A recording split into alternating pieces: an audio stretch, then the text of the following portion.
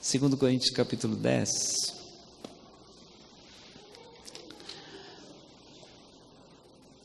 Alguém me mandou essa semana no WhatsApp esse versículo, capítulo 10.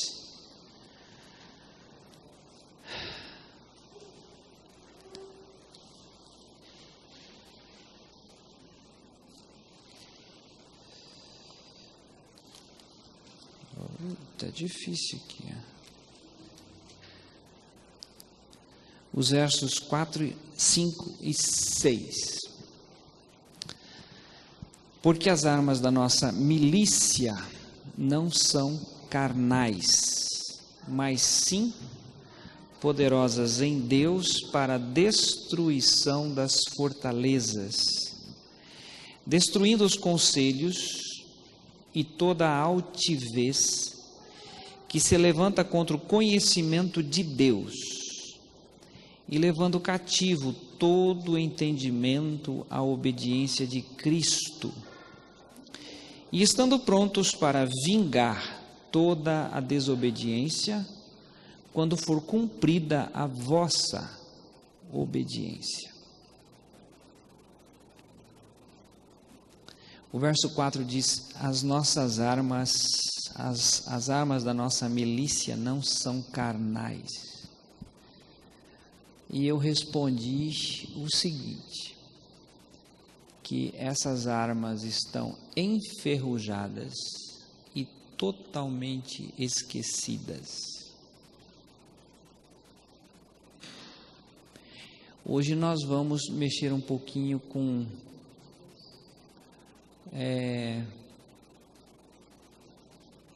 o parar para orar. Não é vir aqui na igreja orar. Nós temos a reunião de orações, tem no domingo, tem na terça, tem na última sexta-feira do mês, não é isso. É a questão realmente de ir diante de Deus e gastar tempo, investir tempo, de falar, de chorar, de pedir, de clamar. Nós estamos apreciando a história está passando, e nós estamos assistindo a história. O pastor Antônio Abuchain, ele dizia o seguinte: nada chega ao nosso conhecimento sem que seja um alerta de Deus para nós dobrarmos o joelho e orar e clamar a Deus. Então, eu não sei quantos oraram pelas famílias ali em Las Vegas, eu não sei quantos oraram por essas crianças em Minas Gerais. Eu sei que nós estamos bem. A nossa casa está bem, né? Nós temos saúde, nós temos alimentação, mas existe aí fora aquilo que chega ao nosso conhecimento, é para nós usarmos, não meio político, não um lobby poderoso como é a questão das armas nos Estados Unidos, as indústrias praticamente é que elegem os deputados. Mas nós temos uma arma que, se nós tivéssemos a noção do que ela é algo muito mais poderoso do que qualquer armamento bélico, nós gastaríamos mais tempo nisso. Então nós vamos andar em algumas verdades para nós que já conhecemos o Senhor. O fato de nós até falarmos e repetirmos aqui, né? Ele pode fazer infinitamente mais, além daquilo que pedimos ou pensamos. Nós temos um cântico antigo, lá atrás, que dizia assim: Josué orou e o sol parou. Elias era um homem semelhante a nós, mas ele orou para que não chovesse, não choveu. Orou para que chovesse, a chuva aconteceu. Então, nada mudou no poder de Deus, agora nós mudamos bastante. Nós termina o dia e a gente fala, o que eu fiz hoje? O que eu corri tanto hoje? No outro dia, normalmente ninguém lembra mais o que fez no dia anterior, tamanha a correria. Então vamos lá, há uma disposição aqui da parte de Deus. As nossas armas não são carnais, mas sim poderosa em Deus para a destruição das fortalezas. Ok? Então vamos orar. Senhor, nós estamos aqui porque o Senhor nos trouxe.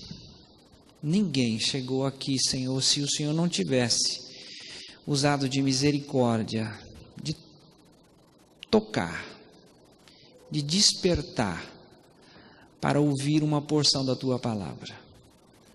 Nós queremos pedir a Tua manifestação, a Tua graça, o Teu cuidado nessa hora, de atender a cada pedido, a cada oração, a cada gesto, que as pessoas se levantaram para estar aqui e buscar o Senhor. Nós oramos agora crendo de que a oração sobe em cheiro suave diante do teu altar e que o Senhor pode fazer de fato infinitamente mais. Em nome de Jesus.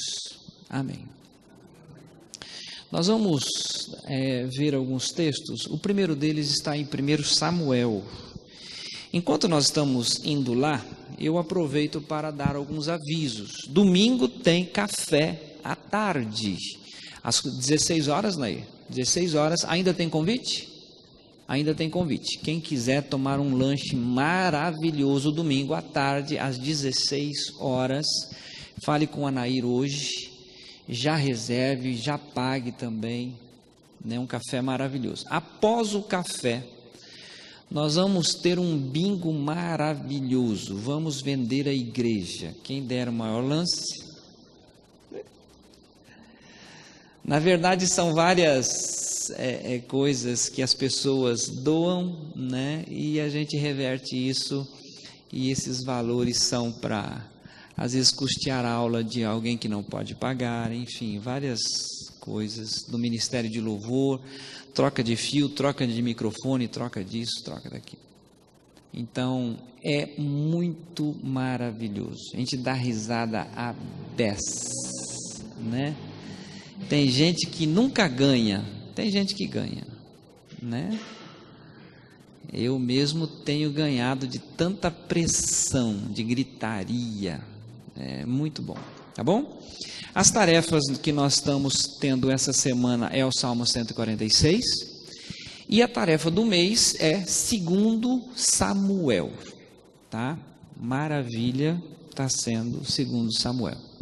Eu não sei se alguém aí já tem alguma pergunta para fazer de 2 Samuel, pode procurar depois, a gente vai estar explicando, porque tem algumas coisas bem malucas, né? Em 2 Samuel. Eu mesmo estou indignado. Por que matar aqueles dois que mataram aquele moço que cuidava de Saul, que era da parte de Saul, mas ainda tem que cortar as 2 mãos, né? Tem umas coisas assim brutas que a gente não está acostumado com isso, né? Então vamos lá, 1 Samuel, capítulo 1. Capítulo 1, verso 10.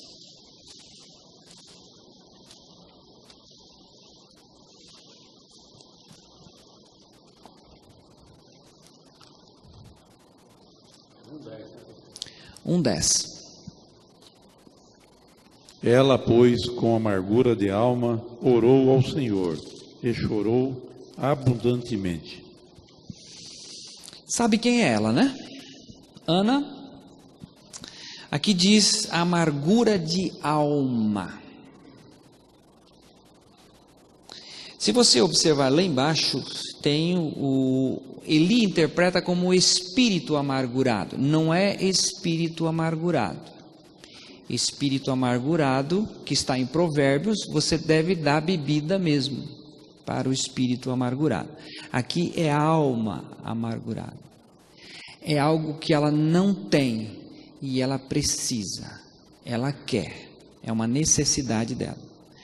Então aqui ela ora ao Senhor, versículo 11, e votou um voto dizendo: Senhor dos exércitos, se benignamente atenderes para a aflição da tua serva e de mim te lembrares, e da tua serva te não esqueceres, mas a tua serva deres um filho varão, ao Senhor o darei por todos os dias da sua vida, e sobre a sua cabeça não passará navalha. Ela então está pedindo um filho.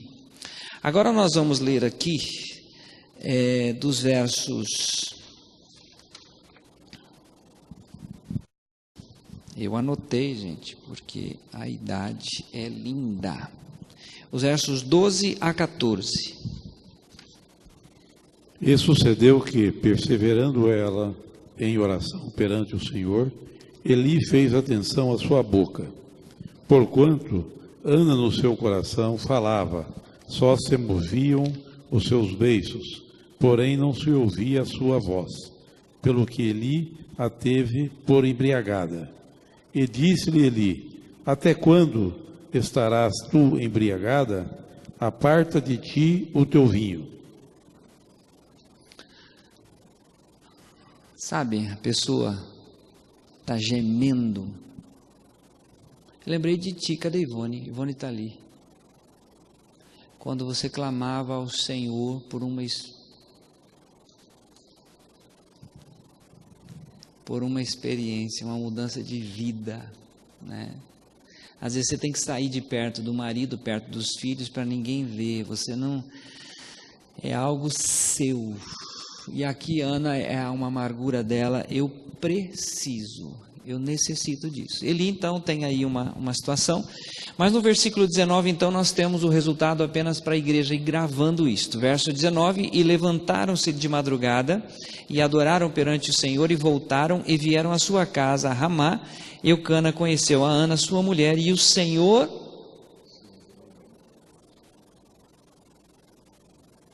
Mas espera lá, o Senhor tinha esquecido dela?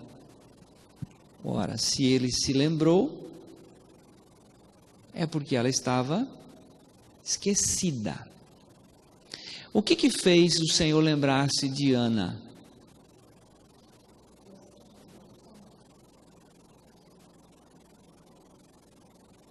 Gente, olha, eu não...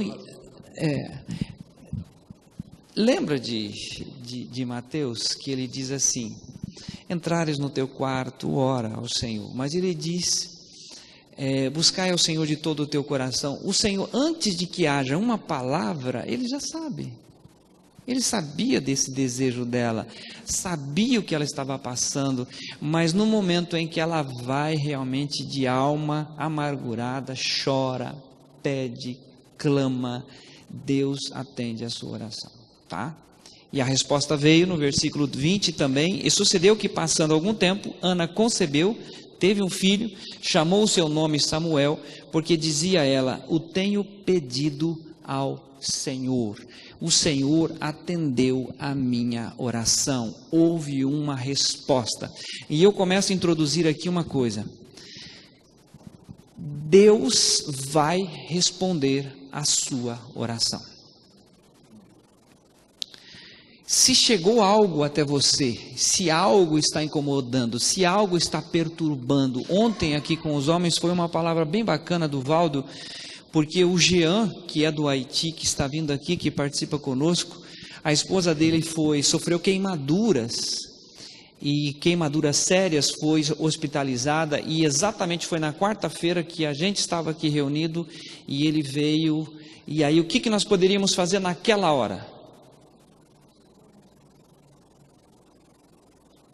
Se é aqui em Cascavel, a gente dá um jeito, vai lá. Às vezes não pode fazer nada, mas parece que a presença acaba ajudando.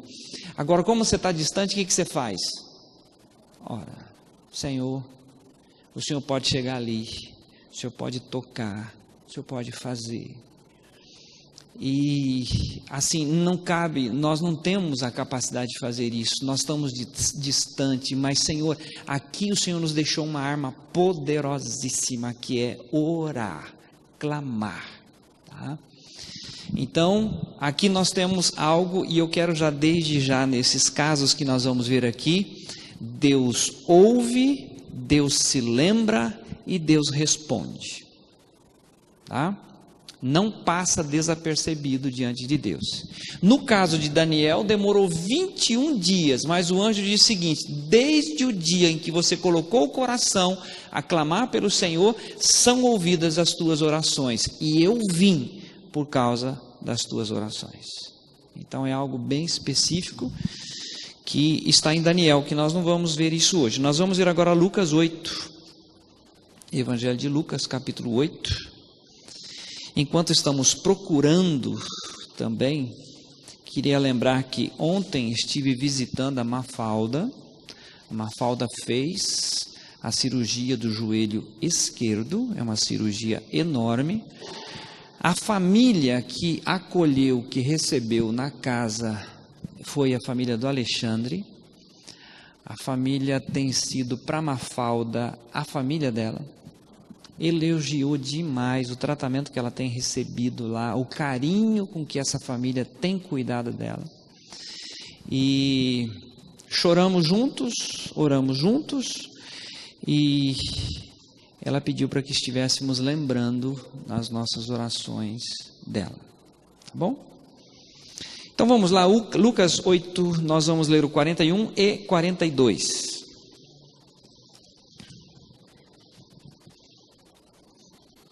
Eis que chegou um varão de nome Jairo, que era príncipe da sinagoga, e prostrando-se aos pés de Jesus, rogava-lhe que entrasse em sua casa, porque tinha uma filha única, quase de 12 anos, que estava à morte. E indo ele, apertava-o a multidão. Isso. Então, assim, quando nós lemos um texto, né, difícil você trazer isso. Mas vamos imaginar, hoje é quinta-feira, hoje você tem a notícia, sua filha de 12 anos está morrendo, não tem solução, não tem jeito, vai morrer. O que você faz? A medicina já não tem jeito mais, é morte. Então, ele vai até o Senhor Jesus e a multidão está apertando. Tem o episódio daquela mulher que tem o fluxo de sangue, nós vamos pular para o versículo 49. Estando ele ainda falando, chegou um dos príncipes da sinagoga, dizendo: a tua filha já está morta, não incomodes o mestre. Já morreu a tua filha, deixa quieto, já acabou, não tem mais jeito. Não sei quantos já ouviram assim, que não tem mais jeito, não tem mais solução, né? E aí o Senhor Jesus ouve, Jesus ouvindo, respondeu-lhe dizendo: não temas, crê somente. Versículo, nós vamos até o 56. E entrando em casa, a ninguém deixou entrar, senão a Pedro, e a Tiago, e a João, e ao pai e à mãe da menina. E todos choravam e planteavam, e ele disse: não choreis, não está morta, mas dorme. E riam-se dele, sabendo que estava morta. Mas ele, pegando-lhe na mão, clamou, dizendo: levante-te, menina. E o seu espírito voltou, ela logo se levantou, e Jesus mandou que lhe desse de comer. E seus pais ficaram maravilhados, e ele lhes mandou que a ninguém dissessem o que havia sucedido. Quando a gente lê assim, que os pais ficaram maravilhados, você pensa, tua filha está morta, e agora vocês vão tomar café juntos de novo, ela está viva, né? Esses ficaram maravilhados, a gente não tem a dimensão do que é isso. Mas eu queria que você pensasse, Ana se coloca diante de Deus, Deus move o céu, responde a sua oração. Aqui esse pai, mesmo com a situação ali daquela mulher que tinha fluxo de sangue, ele ouve, ela está morta, ele vai com Jesus em sua casa, há um milagre, há uma resposta. O que nós estamos vendo, o que nós vamos ver até o final é isto. Não importa aonde, não importa a situação, sempre que alguém vai ao encontro do Senhor Jesus, buscando por algo, há uma resposta. Ele faz. Se a angústia é novo nascimento, Ele faz. Se a angústia é algo familiar, Ele faz. Se a angústia é você ver e não poder fazer nada, quando você vai no SEONC fazer o café da manhã, Ele faz. Ele opera. Basta que tenha um intercessor na brecha. Senhor, envia alguém. Senhor, não é possível. Isso está me incomodando demais. Senhor, tenha misericórdia. Opera. Opera. Ok? Andando mais um pouquinho, nós vamos agora para Mateus capítulo 15. Esses textos aqui, evidentemente, mexem um pouco com a emoção, porque fala, né, mais relacionado a filhos.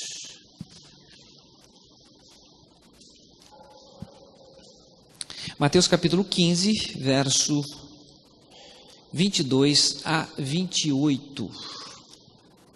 Aqui tem tem algumas situações bem difíceis até, que a pessoa que não está muito centrada no que ela quer, ela desiste fácil. Mas se a pessoa está centrada no que ela quer, no que ela foi buscar, o objetivo dela, né, ela tem uma resposta. Então vamos, Mateus 15, versículo 22 a 28. Eis que uma mulher cananeia, que saíra daquelas cercanias, clamou dizendo: Senhor, filho de Davi, tem misericórdia de mim, que minha filha está miseravelmente endemoniada. Tem uma outra versão que diz, essa que o Fernando leu, diz miseravelmente atormentada ou endemoniada. Tem uma outra versão? Terrivelmente, horrivelmente. É uma mãe que tem uma filha terrivelmente endemoniada. Não é só endemoniada, é horrível. É uma cena que, quando a gente pensa naquele que tinha 2.000 demônios, que andava nu, que não havia cadeia que pudesse prendê-lo e que não dormia nem de dia nem de noite. Era um monstro. E essa mãe chega para Jesus e diz: a minha filha está assim. E ela não é da tribo de Judá, ela não é judia, ela é alguém que vem de fora. O que nós tiramos isso como lição? Quando uma pessoa vai até o Senhor Jesus, não importa a raça, se é gentil, se é judeu, não importa, mas quando ele vai diante do Senhor Jesus com esse objetivo, ele atende. Versículo 23. Mas ele não lhe respondeu palavra, e os seus discípulos, chegando ao pé dele, rogaram-lhe dizendo: despede-a, que vem gritando atrás de nós. Dá para desistir ou não? Primeiro Jesus não responde nada. E os discípulos falaram: despede, porque ela está atrás de nós, ela está incomodando a gente. E ele respondendo disse: eu não fui enviado senão as ovelhas perdidas da casa de Israel. Você imagina ela no sofrimento, e aí ele responde isso: olha, eu só é para Israel, não é para todo mundo isso. Versículo 25: então chegou ela e adorou dizendo: Senhor, socorre-me. Ele respondendo, porém, disse: não é bom pegar o pão dos filhos e deitá-lo aos cachorrinhos. Isso aqui eu aprendo uma lição tremenda. Nós somos filhos, gente, porque nós agora somos judeus de coração. Houve uma regeneração. Nós somos filhos. Nós sentamos à mesa com o Pai. Nós comemos o mesmo pão. Nós temos uma família. Ou seja, quando ele fala que Eu não posso tirar o pão do filho e dar aos cachorrinhos. Ou seja, nós temos essa abundância de pão, de recursos, de possibilidades. Nós temos uma arma muito poderosa. Então nós temos aqui, o texto continua. E ela disse: sim, Senhor, mas também os cachorrinhos comem das migalhas que caem da mesa dos seus senhores. É muita insistência, né? Alguns, de repente, já orou uma vez, 2 vezes, e nada aconteceu, e desiste com facilidade. Mas essa mulher não, é a minha filha, e ela está terrivelmente endemoniada. Tem migalha para mim também. Então respondeu Jesus e disse-lhe: ó mulher, grande é a tua fé, seja feito para contigo o que tu desejas. O teu desejo é este? Então, e desde aquela hora, a sua filha ficou sã.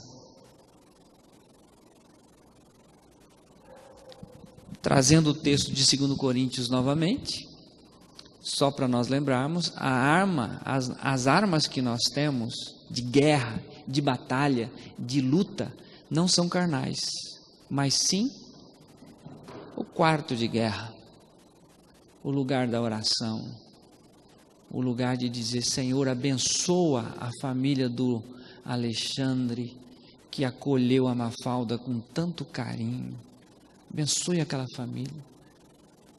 Isso me fez lembrar hoje, lendo 2 Samuel, quando Davi descobre que ele teve receio de levar a arca de Deus para a sua cidade e deixou na casa de uma outra pessoa, essa pessoa começou a ser abençoada. Ele foi lá pegar a arca para ele, porque ele também queria ser abençoado.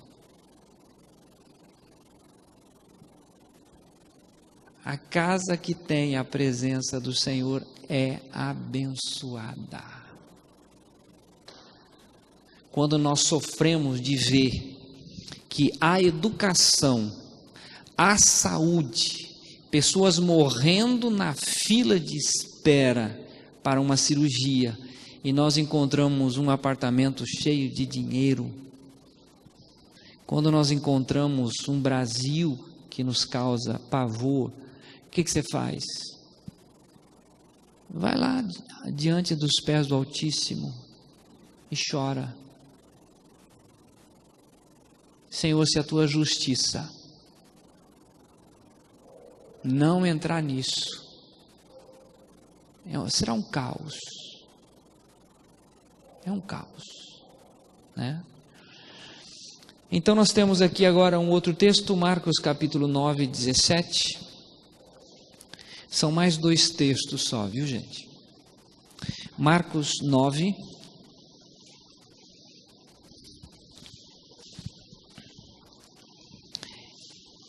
Esse pai me ensina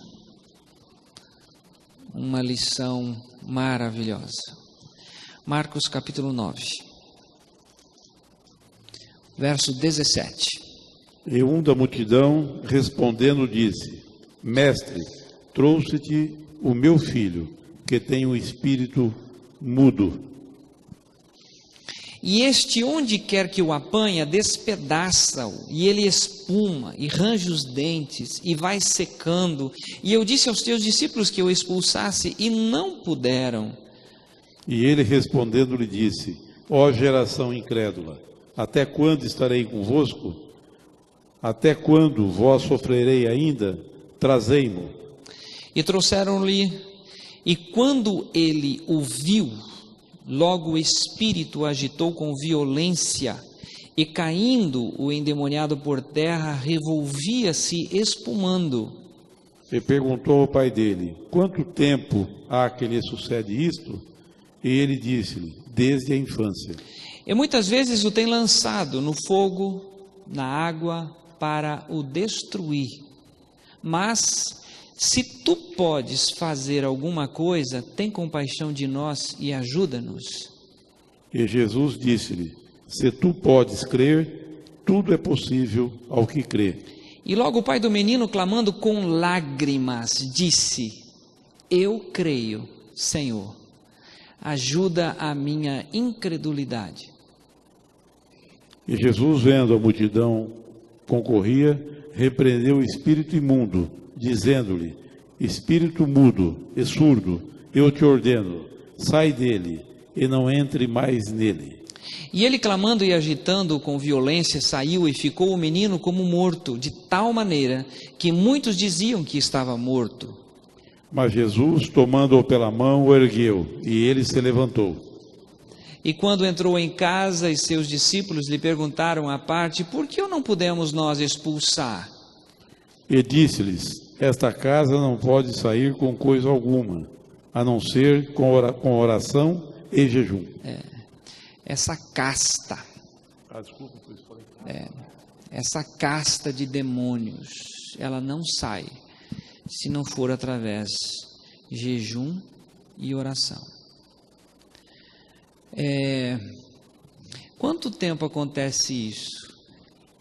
E o pai diz assim: desde a infância. Eu já contei aqui para a igreja quando eu fui fazer um velório de um bebê. E ali com a família, toquei no bebê, gelado, foi sepultado. Uma cena horrível. Aí eu cheguei em casa e o Mateus no berço, quentinho. Cheio de vida. Agora está desse tamanho aí, ó, se esconde lá atrás. Para esse pai, desde a infância, pedir para os discípulos e eles não puderam fazer nada. Por quê? Por que nós não pudemos fazer? Porque faltou jejum, faltou oração, faltou interesse pelo outro. O outro está sofrendo. O outro precisa de oração. Mas ele também não é judeu,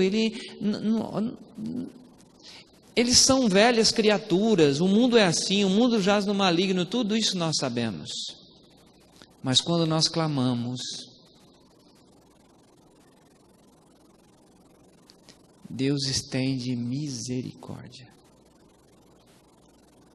Misericórdia. Tá? Muito bem, Lucas 18 é o último texto. Lucas 18, de 1 a 7.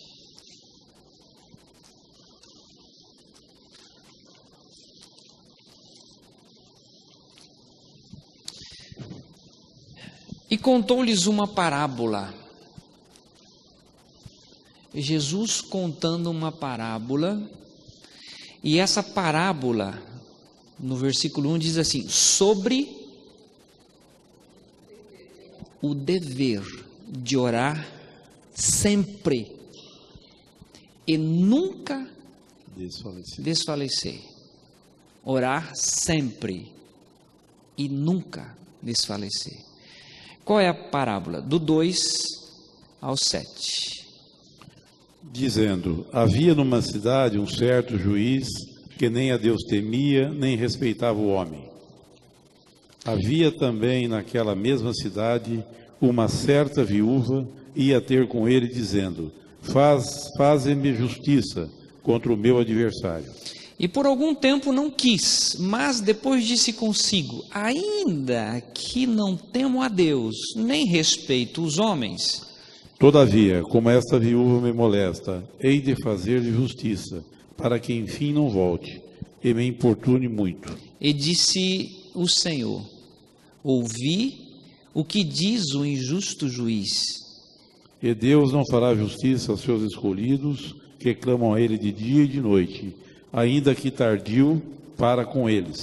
Meu Deus, olha a parábola. Se um juiz que não teme a Deus, que é injusto, mas pelo pedido daquela mulher, ele disse: eu vou atender para que ela pare de me incomodar. Aí ele diz: não faria, meu pai, aqueles que clamam a ele de dia e de noite? Ainda que parece ser tardio nas suas respostas, mas o fato é que ele ouve, é que ele atende.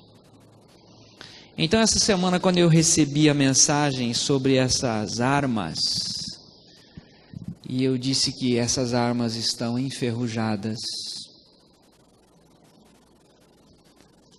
nós precisamos fazer uso disso.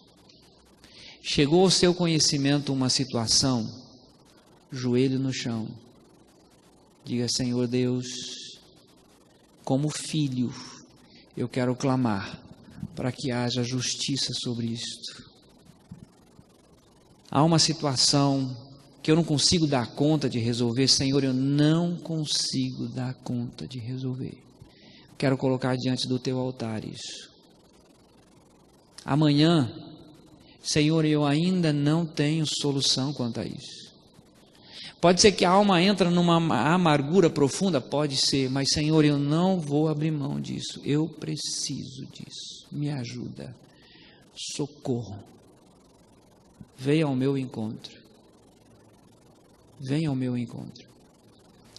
Estou fazendo isso com a igreja para despertar isso. Não são os estudos nossos, ou então tem um grupo pequeno vindo aqui na igreja para orar. Não é nada disso. Tem gente que não vem aqui, mas ora em casa. O fato é que a parábola existe o dever de orar sempre e nunca desfalecer. Nada chega ao nosso conhecimento apenas para apreciarmos ou contemplar a história passando. Eu estou atendendo uma pessoa na clínica e todo um trabalho está sendo feito, mas o nome dela está na minha lista. Senhor, a psicologia não pode. O Senhor pode. O Senhor pode. Ok, gente? Vamos orar mais uma vez.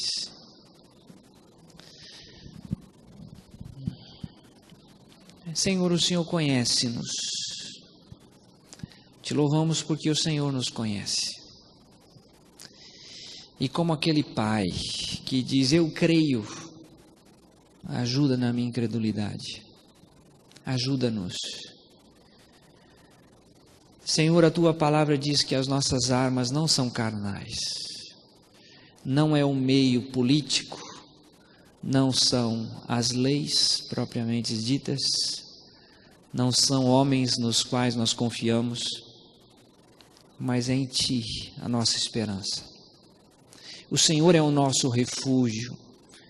O Senhor é o socorro bem presente na angústia. Te louvo, Senhor, porque o Senhor socorreu aquela mulher e nos deixou escrito toda essa caminhada até o Senhor responder e curar aquela filha endemoniada. Senhor, quantas pessoas já pensaram em desistir de determinadas coisas, mas o Senhor ouve, o Senhor atende, o Senhor responde. Aqueles que já têm uma experiência como filhos, o Senhor dá o pão constantemente.